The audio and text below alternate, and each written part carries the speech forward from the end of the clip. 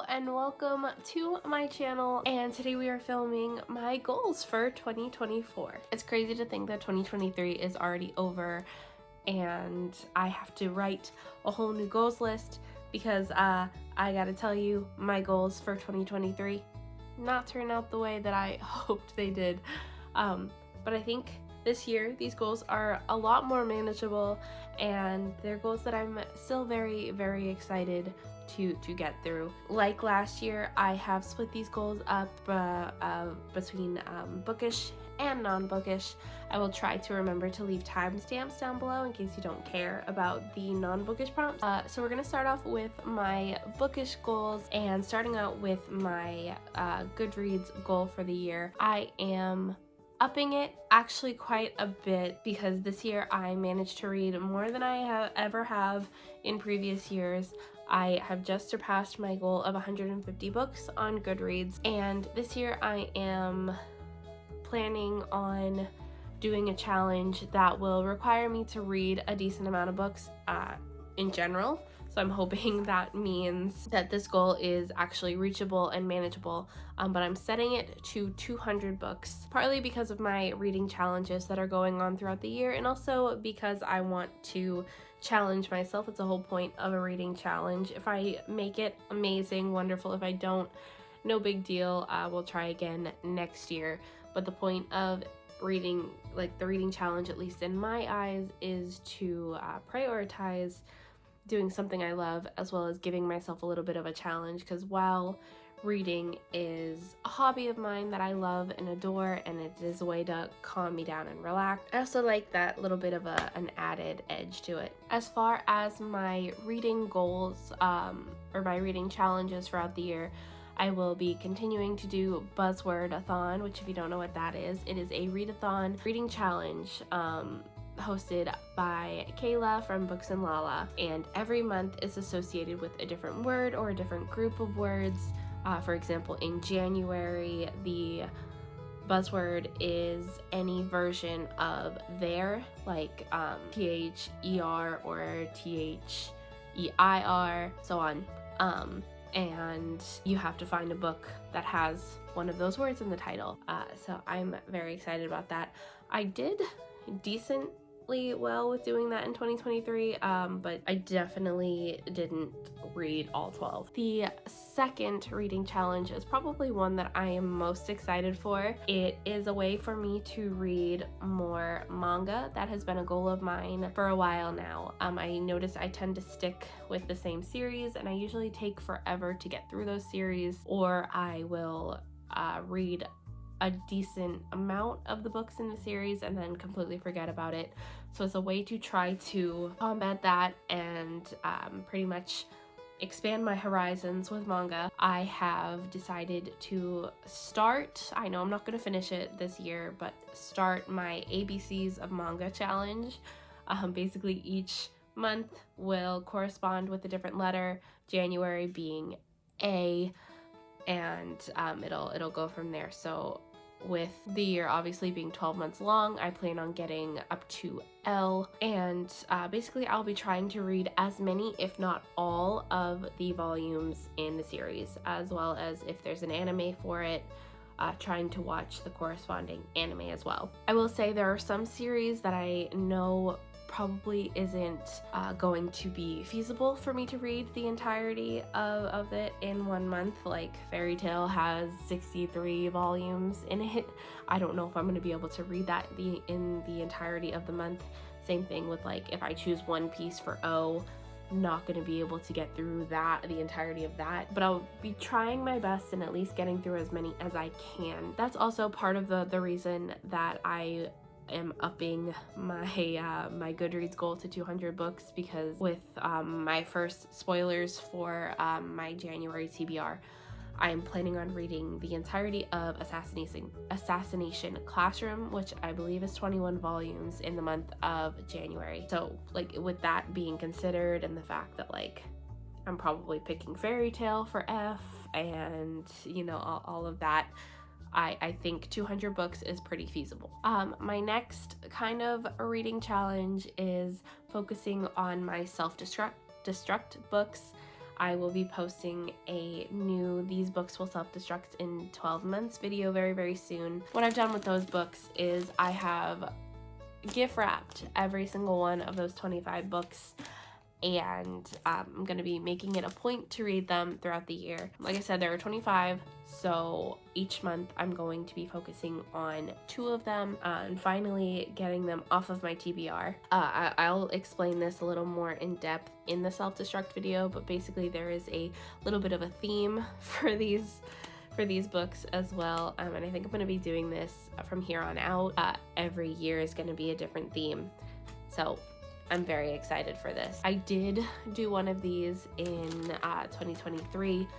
I had planned vlogs and everything for them, but as we will see, or as we have seen, my channel was kind of dead for the majority of the year, which is something that I'm going to be changing this year. I also still want to focus on my series and my rereads throughout the year. Series, I've actually managed to complete a few of them this year, so I was very proud of that.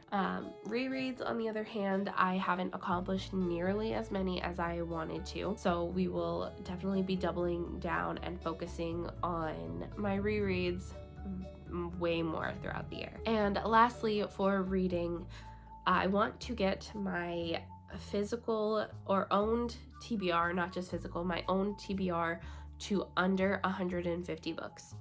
Right now, I think it's sitting at between like 220 and 240. I know not all of the books that I own are on my spreadsheet, but when I make my new one for the year, I'll get a direct count of that. Yeah, I'm hoping to get it to a manageable place where I'm not so stressed out about my reading and about all of the books that are on my shelves. There's also a few books on the shelves that like ideally I could unhaul, but I want to read them first to make sure that they're actually unhaulable and I'm not going to want to reread them. I at least want to give them a chance. I really only have one goal for my channel base, and that's to keep up with my channel.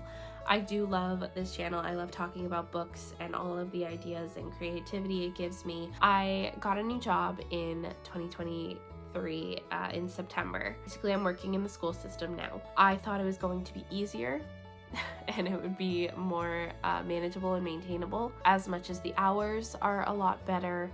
It's also very tiring emotionally and physically. Yeah, that didn't end up happening, or it didn't end up working out the way I wanted it to.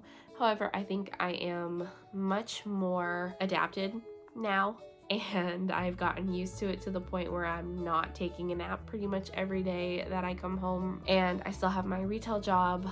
I usually work it on Saturdays, but it's only a few hours every Saturday. So I am hoping, now that I have gotten into that routine, that I can, find time to sit down and edit all of the videos.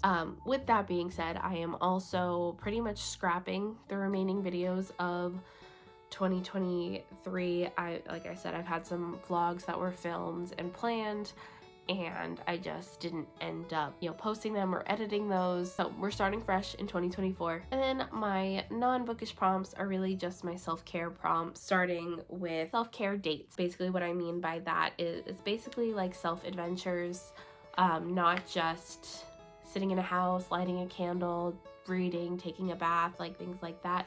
Actually taking myself out on dates. If I want to go to a movie, I want to go to a movie like Benson's working or none of my friends are available. I want to be able to like go out by myself and take myself out to lunch and go to a movie and just have a whole day to myself. Because as much as I love going out with our friends and having date nights with Benson, I also like hang out and chill on my own, and that doesn't necessarily have to be me in the house doing nothing.